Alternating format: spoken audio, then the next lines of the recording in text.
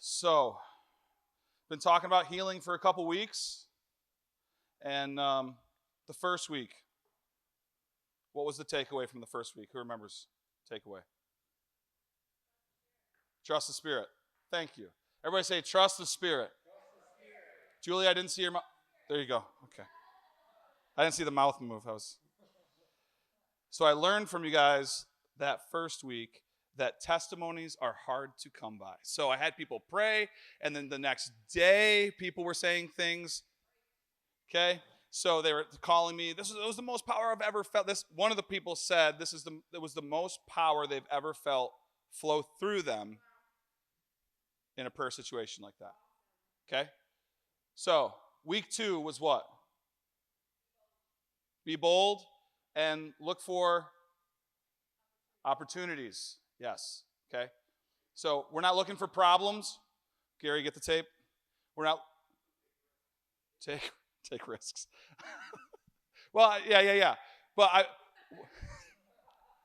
so I was looking at this as just a real quick recap was Dave and I were building the rail outside, and I was saying that now this solves the problem of the children getting into the mulch, which it didn't, okay, because my little daughter Zoe was babysitting little Axel this morning, and I went outside to check on her, and he was fist deep in the mulch, and he was just chucking it, and I was like, it was an opportunity, right?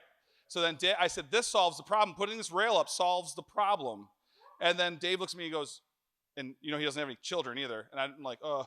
So he looks at me and goes, this doesn't solve the problem. This just creates an opportunity. Children don't see problems, they see opportunities. So Axel took the full opportunity today to jump in that mulch and kick it all over the place. Yes. Okay. So I was taking in the scripture of Jesus saying, come to the Father like a child, childlike faith. And don't see the problem, see the opportunity. Take the risk, like Gary said. See the opportunity, take the risk, pray for somebody, be bold. Okay. Now, tonight, there's 2 topics that I want to touch on. The first is peace, and the second is word of knowledge. And that second one is a little tricky, and it really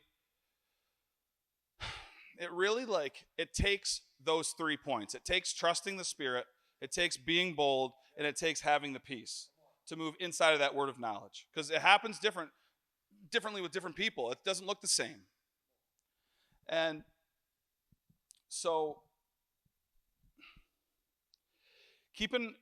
I think one of the biggest keys is keeping our peace in every situation. We can see a problem coming from a mile away, right? So someone's walking down the street with a crutch, that's a problem. If someone's sick, you see them in a wheelchair, that's a problem. So now I'm talking about seeing it as an opportunity, and because if we see it as a problem, I think inside of us it stirs up a problem. And now it's not an opportunity anymore. We don't see the value in the opportunity because all we see is the problem. How am I going to do this? Well, don't worry about it. You're not going to do anything. You are the vessel that God is using to do that. So he needs that. So you've heard Pastor Chris say, and it was funny. I was up in Canada, and we were outside in this backyard at this house church, and I said, I like to heal people. And people looked, there was like maybe 15 people, and I had about 4 people look at me cross-eyed. And I was like, oh, okay. So after it got over, we walked inside, and Chris Lindbergh was with me, and he knew them all. This is just an hour south of his house. And he's sitting against the counter, and I'll just never forget. I looked over, I said, so how'd it go, do you think? And everybody was kind of like the other side of the house. He goes, well, hold on, let me address something. And so he goes, all right, everybody, can I have your attention, please? And everybody's sitting there. And so he goes, now, Mark said something pretty funny out there. He says that he likes to heal people. And I know some of your backgrounds, and I know that you don't believe him. And so he just went on to this this rant of, we're the vessels. God has empowered us. The Spirit has given us gifts to use. Now, without the Spirit, we're helpless. It's like I said, it's what's easier to say, to say you're forgiven your sins or stand up and walk. Jesus said it's easier to forgive the sins because I'm trusting the Spirit. And then, raise up and walk. So, as he was saying this, people's hearts started to change, and we left, and I didn't know until we actually went to Edmonton, which is like 5 hours away. And on the way back there, these people called Chris and said, we need to know more. We need to know more. And we don't understand that Mark likes to heal people. We don't understand righteousness, and we don't understand. There was some other point. I said, okay, Chris, this is a perfect opportunity. You're starting a discipleship class in your house tomorrow night. Invite those people over, and we're just going to go after them. And that's what we did. It presented the opportunity because I was bold enough and ignorant enough, really, because I was sitting there thinking these people should know this. They have Annalise come through. They have Pastor Chris come through. They have Lo Ronquest come through. And they're still thinking I was just preaching, healing. And then Amy looks at me and I said, how'd it go? She goes, okay, so you need to take it easy. She's like, so the joke up in Manning where we're going for Chris Lindbergh's thing is they have a Chinese buffet, and the Chinese buffet is as big as this table. Literally, you have general, you have sweet and sour chicken, you have some dipping sauce, and some pork fried rice. That's what you have, right? So I thought they had everything, right? I thought they had the tools to operate. So Ames she didn't give this analogy. I was just thinking about this analogy. I was thinking, okay, she's like, I'm thinking this is the buffet they have. And I'm taking them to the China, the Star Buffet down here, where it's like rows and rows and rows. And they're just like, wait, whoa, you like to heal people. Wait, what's that even mean? And it's like, oh, let's go back. Let's go back and start. So I think in saying that too, you have to realize, don't take for granted the small principles. You have to start somewhere with something. And as soon as you start to open dialogue with somebody about just some of those smaller principles, which aren't really that small, they're the main staple principles, we really should call them, of who they are in Christ. And then all of a sudden they start to agree with you. Okay, they agree with that. Good. Now let's go to the next one. And let's go to the next one. Don't be afraid to start small. Sometimes we think that we have to give some grand speech to somebody, one of our friends, in order for them to get saved. I'm going to guarantee they don't understand that. And they're going to look at you cross-eyed, and then you've said all this stuff. Now they're confused. Confusion in the mind of the unbeliever is just loud noise. That's all it is loud noise. They don't understand anything. Take them back to the staples. Take them back to the staples and start to realize, because when Margie had said, and I've said this before, the bread that comes out at the restaurant, that's for free. That's the healing. That's God's healing for us. It's free. We go to the restaurant, sometimes we can just, when I go to Cortez, I can sit there, and Aim and I love the bread and the oil, and we could sneak out after that. We could be done, and we're, but I have to stay for the Primavera and, really get bloated and stay big. How do you think I keep this girlish figure, right, Polly? So keeping the peace in what we do. So trusting the Spirit, being bold, and keeping the peace in what we do. And we have to realize that the peace is always with us. There's some people that I've talked to in this room, don't let the devil steal your peace. But he really doesn't have it. So I want to kind of rephrase something that I've said to some of you guys before. And I thought it was really cool. I was watching this preacher today, and he was talking about peace is in your pocket. Peace is in your pocket. We realize we get distracted, we start running around, we start getting busy, and all of a sudden something happens in our life, and we just lose all peace. We lose everything. We're like losing our minds, and the devil's keeping us distracted out here, but the whole time, peace is right here. Peace is in your pocket. And all you have to do is go, oh, Oh, right, my peace, my peace. So there's been times, and I know, men, are you listening? There's been times you've lost your keys and you've lost your phone. And it's easy to get upset. Isn't it really easy? It's really easy to get ticked off. I mean, I walk in and I'm literally probably yelling at my wife because I lost my keys. And then and so in her patience and her beauty, she looks at me and goes, "Did you ask God if they were?" That makes me even more furious. And I'm like, okay, yeah, just can you just help me find them, please? Like they're somewhere. I don't know where they are. And then she comes up with that brilliant question of, did you check your pockets? Did oh yeah. Yeah, oh yeah. And right. And I walk out disgruntled. There was one time I didn't even say I'm sorry. How wrong is that? She comes at me with all patience and virtue, and I leave her hanging by not even a thank you. Sorry, babe. I apologize publicly. My wife.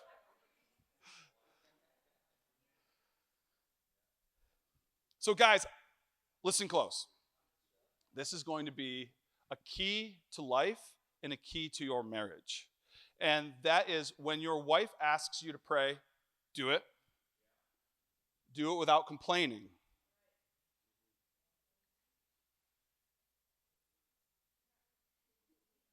I hear all the women saying amen, but Ellie's like, amen!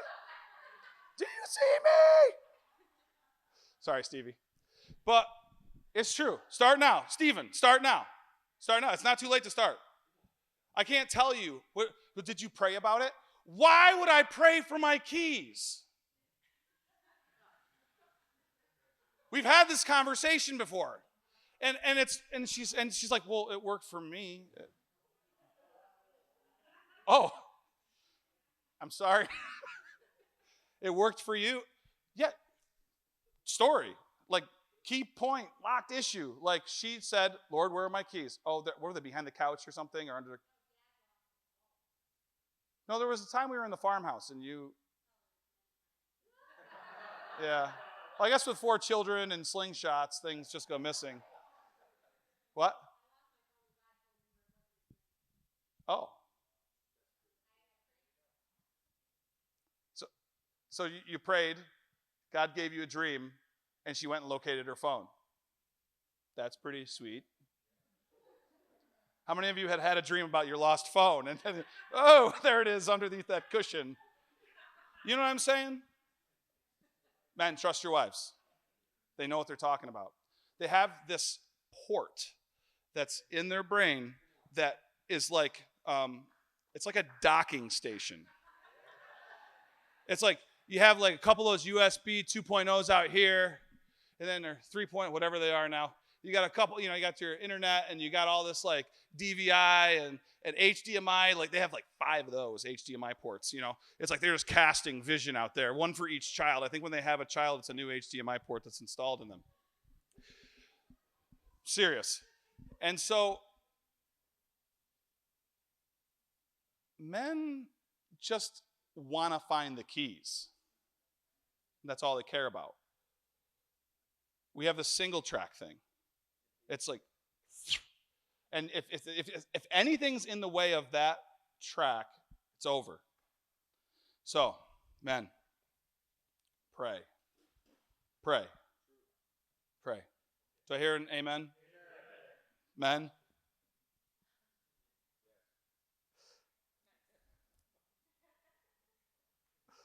Oh, man. So, John 16, 32. I'm going to read it out of my New Passion Translation. I gave my old one away, and for Father's Day, I got a new one. So, it is, right? Leather and everything. I was like, what? I was crying on my sofa.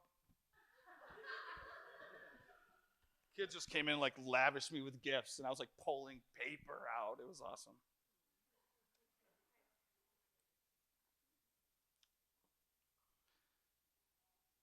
John 16. Jesus replied, "Now you finally believe in me, and the time has come when you will all be scattered, and each one of you will go your own way, leaving me alone. Yet I'm never alone, for the Father is always with me. And everything I've taught you is so that the peace which is in me will be in you." Everybody say, the peace that's in Jesus is in me.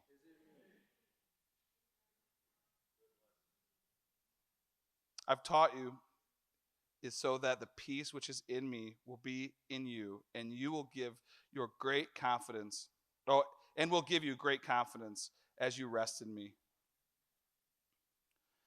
I hope that if you guys weren't here Sunday, you hear Pastor Terry's message. It was about context. The context there was to the disciples, but it is for you. Right there, that is for you. And I think that once it's not a story to you anymore. It can't be a story. Don't let the parables, don't let the issues, read them and see how the disciples dealt with things. See how Paul dealt with things. See how John dealt with things. See how Peter dealt with things. And use it. Don't reinvent the wheel. That's why we're having these nights. You don't have to reinvent a wheel. You don't have to think. You don't have to think about healing as some mystical behavior. It's not a mystical behavior.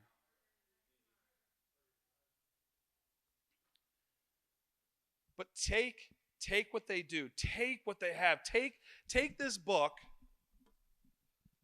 and there's a reason why it's called the Living Word. Create your own story. See those opportunities and create your own stories. Create your own healings. Like I've said the last couple of weeks, my wife was on me. You gotta have your own testimony. She's like, Mark, you've been so many places. You've done tons of stuff. You've seen cancer go. You've seen blind eyes open. You've seen these things happen. Why don't you talk about them? And I'm like, yeah, let's talk about them. I want you guys to go on missions trips. I want you guys to go to family vacations. I want you guys to go places. And then you come back and say, Mark, you don't even know what happened. You won't even believe what happened on the beach.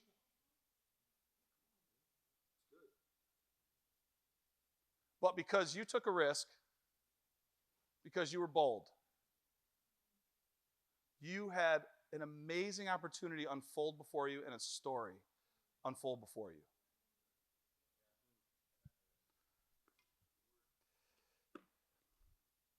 So that context. This wasn't to you, but it is for you. And inside that distraction, inside of that key problem, that phone issue, it's in your pocket. The devil is coming after us. And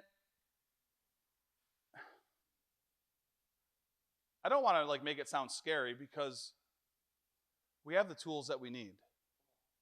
We have the tools. Can you say, I have the tools that I need? But the devil comes after us when we're making progress. He doesn't go after the guy sitting on the bench. Have you ever been attacked sitting on the bench? Have you played football? When you're sitting on the bench, do you get smacked? No. If you're on the bench, get up and start making progress. You got to make progress. The devil's going to attack during progress. He's not going to attack you sitting on the bench.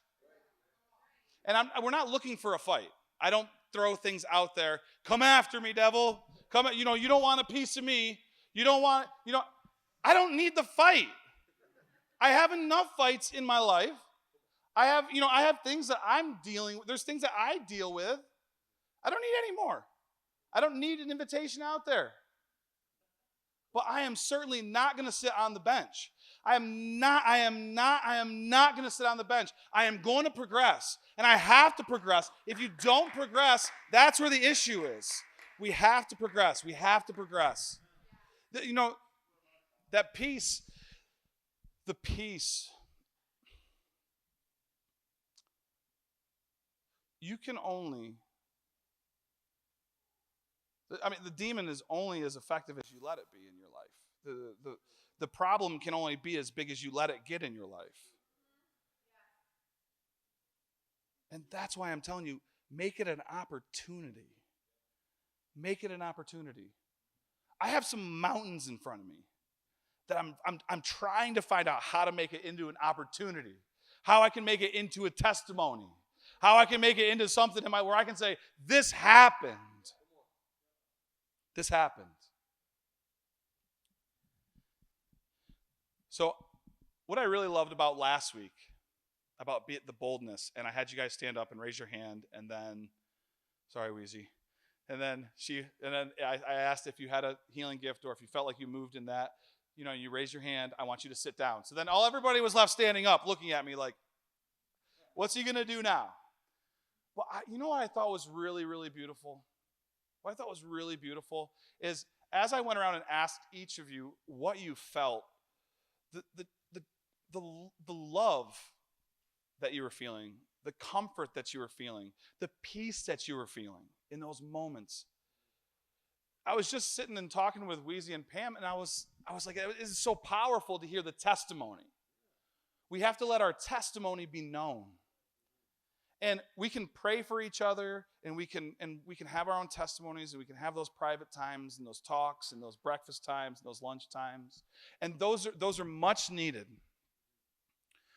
But when you get into a group and you're like, man, I was healed, and it's broadcasted out to the crowd. It's a spoken word. It's broadcasted out to the crowd. There's so much power in that. I was being blown away just by you guys saying, the people that were up here aren't used to praying for people or praying for healing in a different area. They didn't know what to do maybe. They didn't know what it looked like. I said, don't come with your problem. Don't talk about your problem. Just the person praying is going to agree with you with faith. So the problem that you have is going to dissolve. And that's what we witnessed. That's what we watched. We watched problems be dissolved by the peace of God. We watched problems dissolve by the love of the Father. And when we can grasp those things and shout those testimonies out from the rooftop, there is no stopping us. There's no stopping us. So, I was watching this little testimony today. If you guys don't know, I would say my man crush is Stephen Furtick. And he was telling this testimony, and he was probably he looked like he was 12 years old, no beard. And there was a desk in his house. And why I'm telling his testimony, babe, so you forgive me. Why I'm telling his testimony is because it triggered something inside of me. It triggered a testimony inside of me.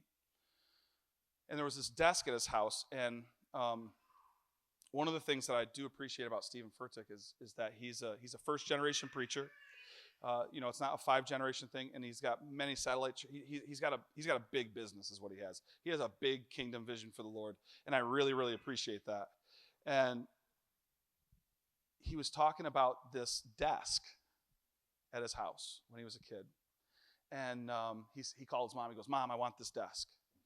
And she's like, you want the desk Dad used to pay bills at? And he's like, yeah, I want the desk. She's like, don't you remember him cursing over the bills? And as he was trying to, he didn't have enough money to pay the bills, and he'd be cursing. He goes, yeah, I want the desk. I want the desk. And he goes, oh, and his mom says, well, I guess it's a good time. I just had your uncle refinish it, and it looks good. And so he actually had the desk there on the stage with him. And what he said it wasn't about that his dad would curse over the bills. He kind of like made fun of his dad because his dad was a barber. And he said when the bills came due, once a week they would get in the car, and whatever bill they had due, he would go pay the person in cash, paid his bills in cash. So he goes, I thought that was a little suspicious.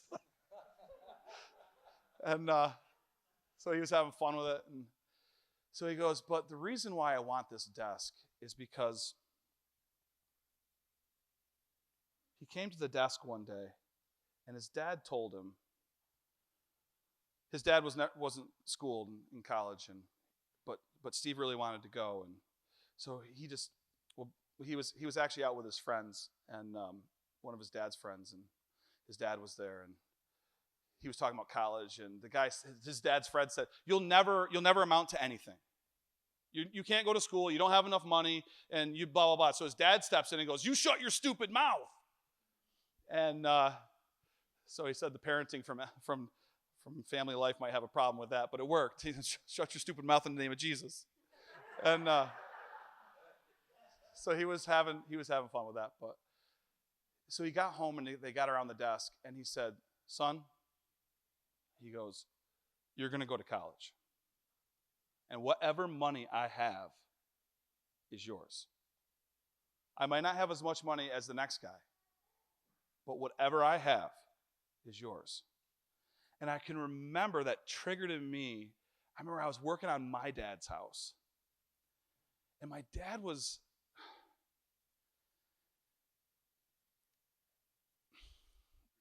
he wanted to always help me. His dream was to win the lottery so that he could give us money so we could all start our own businesses that we wanted to do. And he just got done talking about this, and I was like, well, it's funny, I kind of need some money.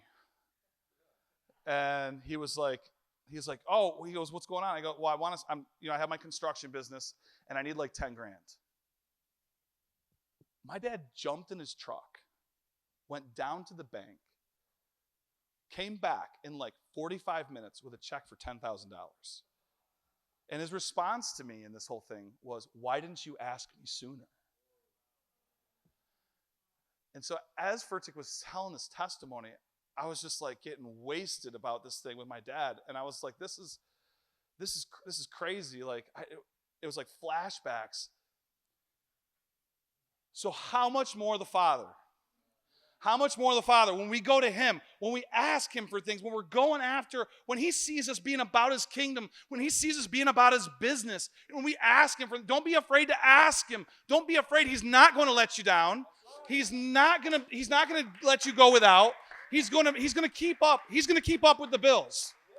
He's not letting anything go into bankruptcy. He's not going to let anything be foreclosed on. When you're about your Father's business, He sees you busy. He sees you busy. And I thought that was just such a powerful testimony. A couple years ago, I found out that my dad actually, we would be in church, and we were all little guys. We were in Atlanta, Georgia, and we never heard him say anything, so whatever. But he would sit with us in church, and when the offering plate would pass, he would literally drop the F-bomb. Like, get that thing away from me. So that I find out a couple years ago that whenever my dad needed money, whenever he had a problem, he always walked up to my mother with a wad of cash and said, you know what to do.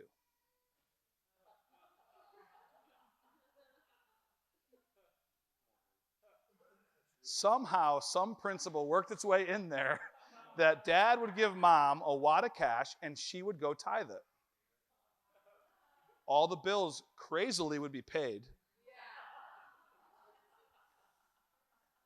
And then we would start to default on things. Like I said, I was like 9, I don't know, I don't remember. And then he would do it again. You know what to do. Okay? You see that faith? You know what to do. Go take this wad of cash and go throw it in a gold plate going by you. That's all he's thinking. And I know because it's worked for other people and I've seen this happen, it's going to work for you. It's going to work for me. He's not going to leave us stranded. God's not going to leave you stranded.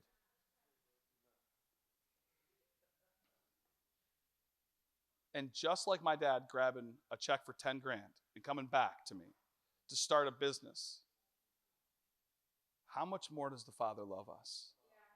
How much more does he care about us? And it's not about, with him, it's not about the money.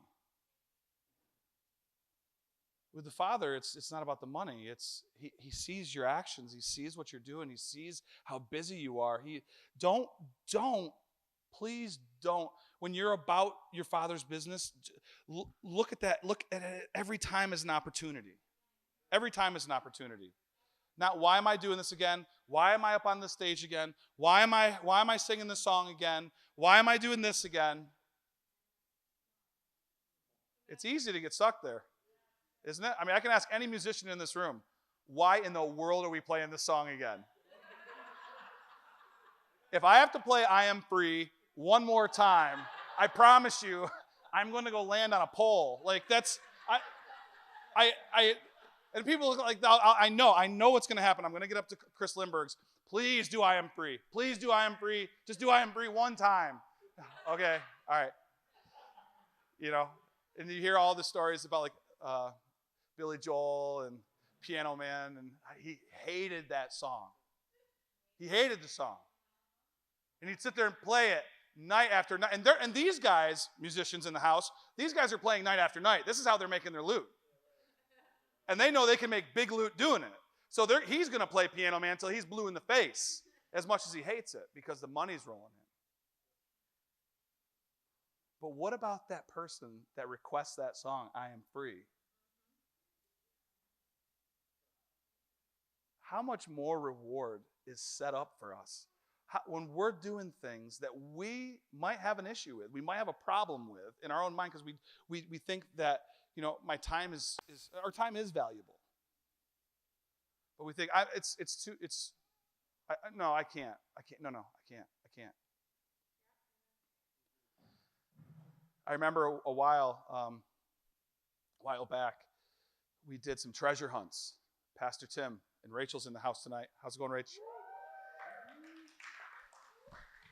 And Pastor Tim and I and Bill were doing some treasure hunts. We were doing some Wednesday night meetings, and we were going around. And I remember going out with this knucklehead, Jake, and we were doing treasure hunts. So we'd come here, we'd meet for an hour. Now, hang with me, because this is about words of knowledge right now. Okay? So we would get into the prayer room, and we would start asking God for stuff. Like, what's this guy look like? Curly hair, is what's going on? And so I'm sitting there, and I don't know if Jake remembers this or not, but we went to I don't remember who else was with us. Doesn't really matter. But all I remember is a top hat and a cane. And I'm like, really, Lord? Like, a top hat and a cane? Like, where am I going to find this? And this joker's got me out at BU.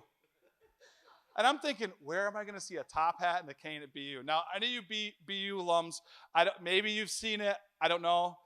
But I did not. So I was really, really frustrated. Because I know I saw this guy hobbling in. And actually, I saw him at a grocery store. Remember, I saw him at the Weiss down on Front Street. And you were like, yo, let's just go there first. And I said, no, I saw him so we sat there, I'm just sitting there, watching out the car. I'm looking for this guy with a top hat and a cane. And it's like, no, not even close. We even went in. Remember, we were in the produce aisle. We're looking around. I'm like, oh, all right, no dice. So let's roll them again. Jake, it's your turn. So, of course, Jake, all he needs is, they have hair. Anyone with hair is going to be attacked. Physically, verbally, there's going to be an attack. He's got eyes. Oh, And that's it with this guy, right? So there I am sitting on I'm sitting on a bus, the bench in the backside of this. The old Union building. And I'm sitting at the bus station and I'm just watching people go. This guy's a freak. He's just going after anything with legs. And I'm like, wow, he got a lot of words of knowledge. That's awesome. Turns out I don't even know where he was, So I'm just watching. Never saw a top hat. Never saw a cane.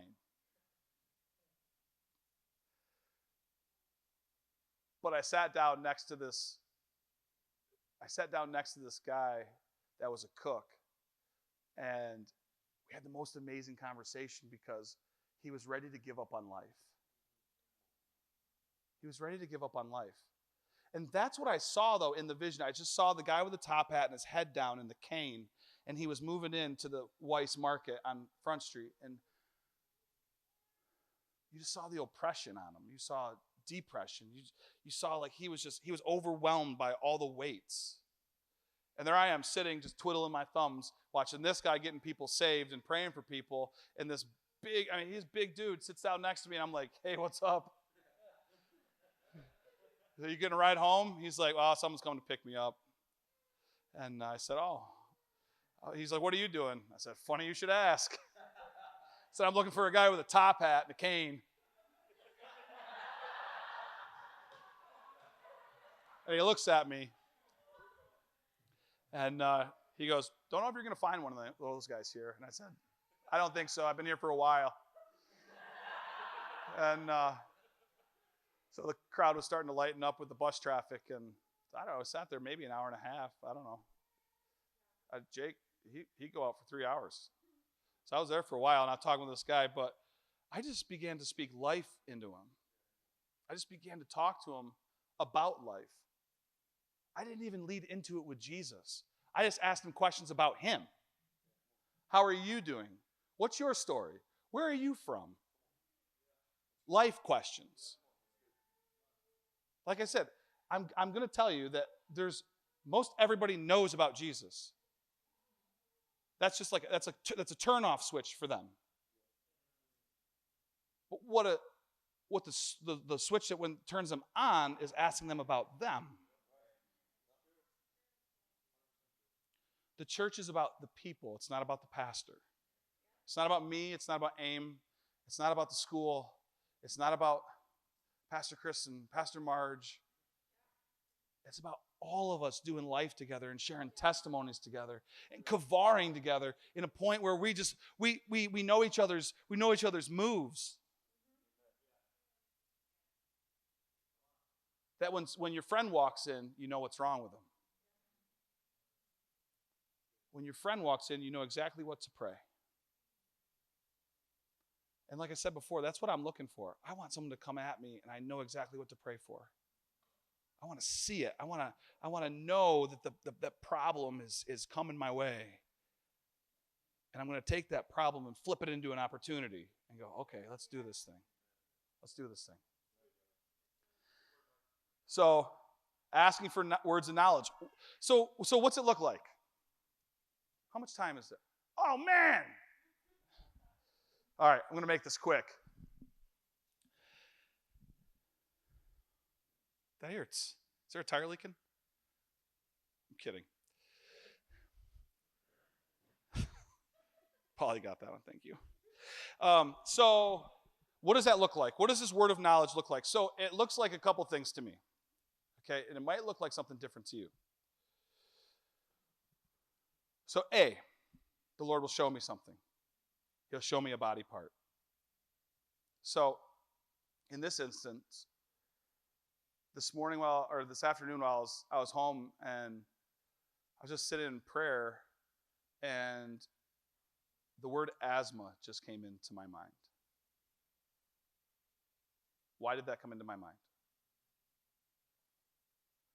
Who in this room is having a problem with asthma or having a problem with breathing? Is there anybody? Be bashful. Nobody?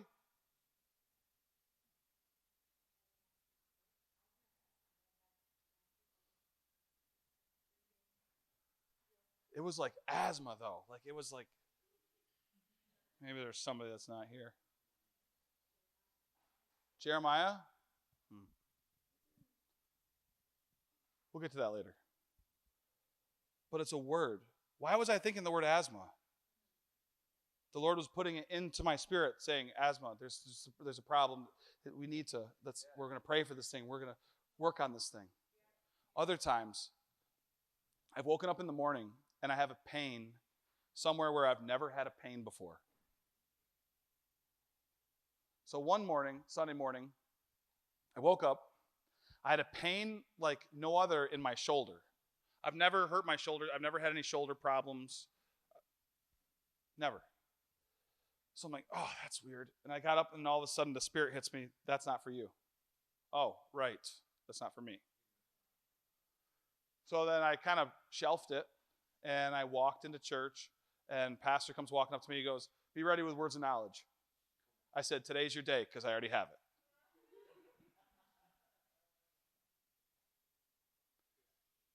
And we prayed for shoulders and they got healed. Now, other times,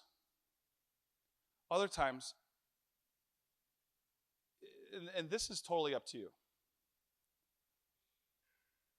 And maybe we can all just kind of close our eyes.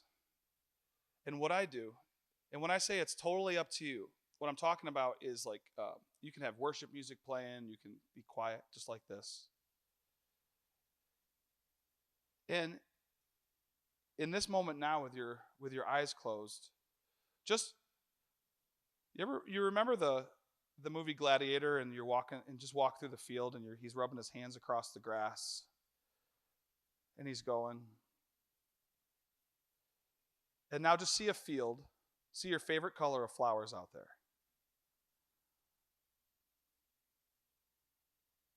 And now as you enter that field, just go, it starts to go up a hill. And as you get up to the top of that hill, just look out. You're on the top of a mountain now. And you can see everything. You can see every opportunity in front of you. And that's what I do.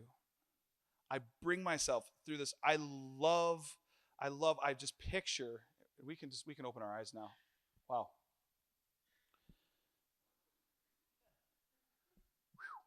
Wow. I just picture God's beauty in creation. And I walk into that place. And I love, like, I don't know if you've ever been in the Rocky Mountains. And you get into a place where you can just like look over and you can see the opportunities. You can see villages, you can see towns, you can see things that need to be tended to. And then as soon as I get into that place, it's almost like they come at me and then I just see them. Okay, and a lot of times it'll happen to me anytime in worship. So next time you're in worship, just lock in with the Father. It's nothing about anybody else. It's a little selfish. But in 1 Corinthians 12, verse 7, each believer is given continuous revelation by the Holy Spirit to benefit not just himself, but for all. So I lock myself in with the Father to benefit you. I lock myself in with the Father to benefit my wife, my family, my friends, people I don't know, people that I'm treasure hunting.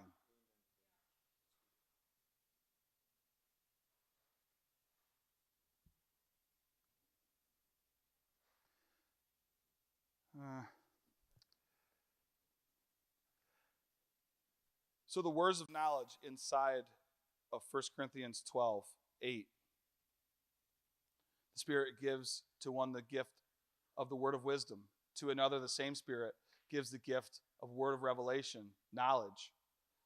And so in the Greek, the word means three different things.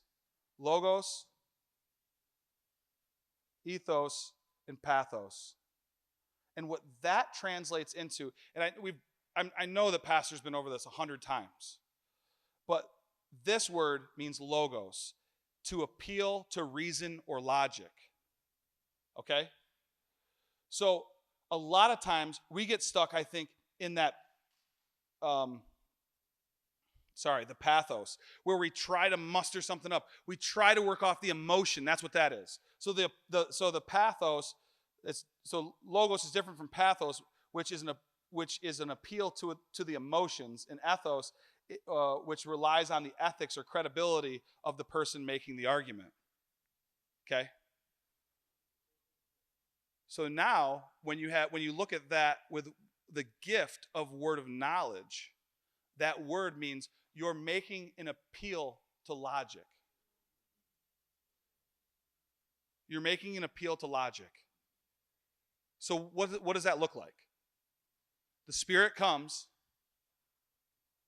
illogically. Like it doesn't make sense to people. So now you're making an appeal to their logic.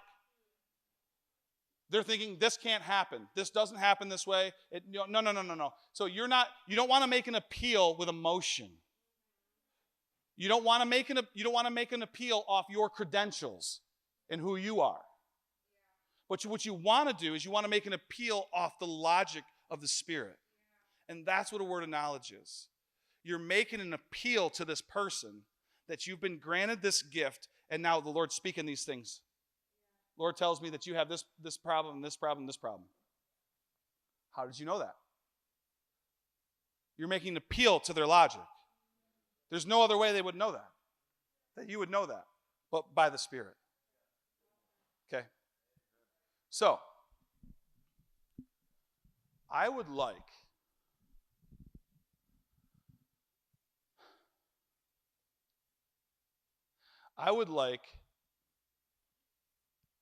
everybody to close in with the Spirit.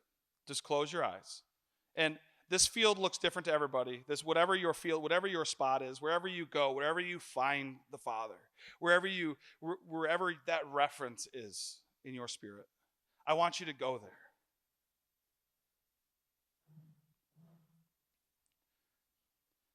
And as you look out over that mountain, as you look out into the sea, as you look out into whatever that oasis is, let the Father come near. Let the Father just fast forward, just zoom in on your thoughts.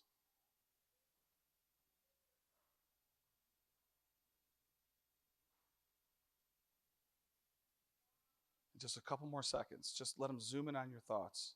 Something that comes to you right now.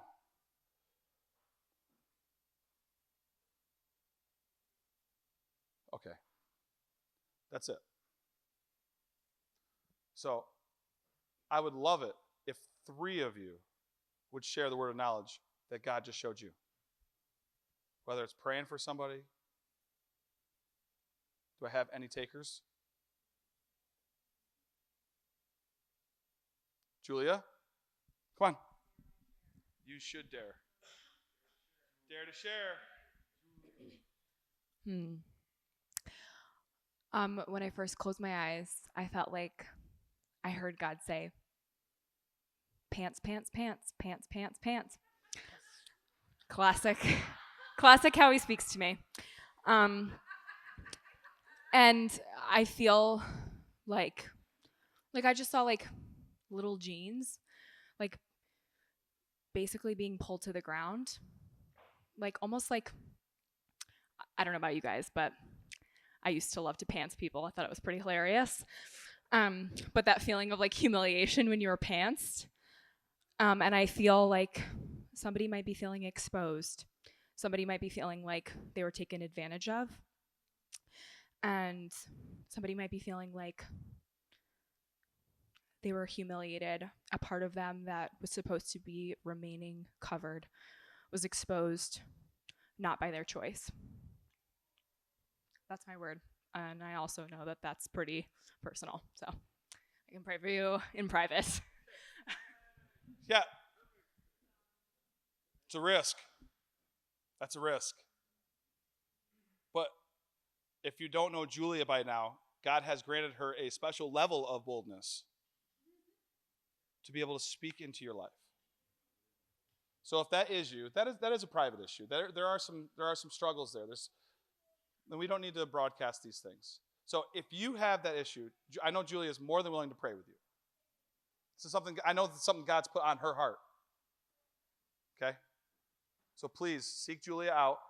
And I believe, do you believe that it can break just like that? The problem will go. The problem will drop off like chains. Okay? 2 more people. Paulie? All right.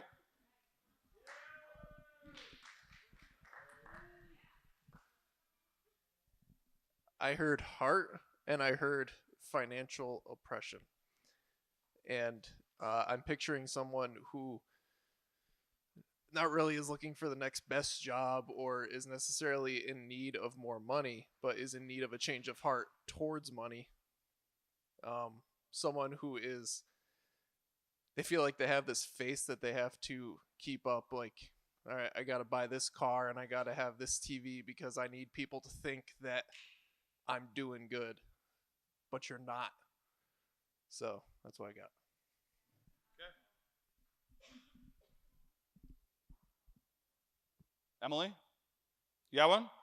Okay. So if you have that problem, if there's an opportunity arises in front of you, I got to stop saying the word problem. My dad always says the word problem. That's a problem. So it's stuck in me. So this is language that I relearn. Sometimes we need to relearn some language. Yeah? Yeah. So that way we're saying the right things, right? Encouraging our brothers and sisters. All right.